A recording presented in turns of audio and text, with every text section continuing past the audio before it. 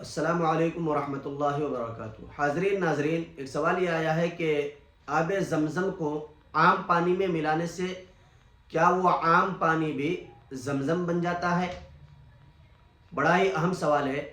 عام طور سے عمرہ کرنے والے، حج کرنے والے احباب جب حج کر کے عمرہ کر کے آتے ہیں تو پانی لے کر کے آتے ہیں اور اس زمزم کے پانی کو عام پانی میں ملا کر کے لوگوں میں تقسیم کرتے ہیں، لوگوں میں دیتے ہیں۔ تو سوال یہ کیا گیا ہے کہ کیا زمزم کو، آب زمزم کو عام پانی میں ملا دینے سے کیا وہ عام پانی بھی زمزم بن جاتا ہے؟ یہ سوال ہے۔ تو جواباً عرض یہ ہے کہ اس میں کوئی شک نہیں ہے کہ عام پانی کے مقابلے میں آب زمزم کا رتبہ، اس کا مقام بہت بلند ہے۔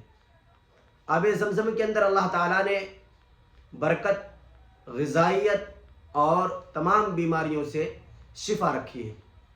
البتہ اتنی بات ضرور ہے کہ اگر آب زمزم جس پانی کے اندر ملایا جائے اس پانی کی مقدار اگر آب زمزم سے کم ہے اور آب زمزم اس پانی میں غالب ہے تو اس پانی کو بھی آب زمزم کہا جائے گا۔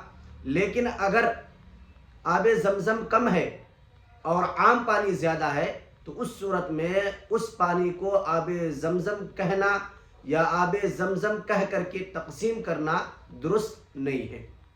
البتہ اس صورت میں بھی تقسیم کرنے سے برکت حاصل ہو جاتی ہے۔ البتہ اگر عام پانی زیادہ ہو اور آب زمزم کم ہو تو اس صورت میں اس کو آب زمزم نہیں کہا جائے گا اور اسے آب زمزم کہنے سے گریز کرنا چاہیے۔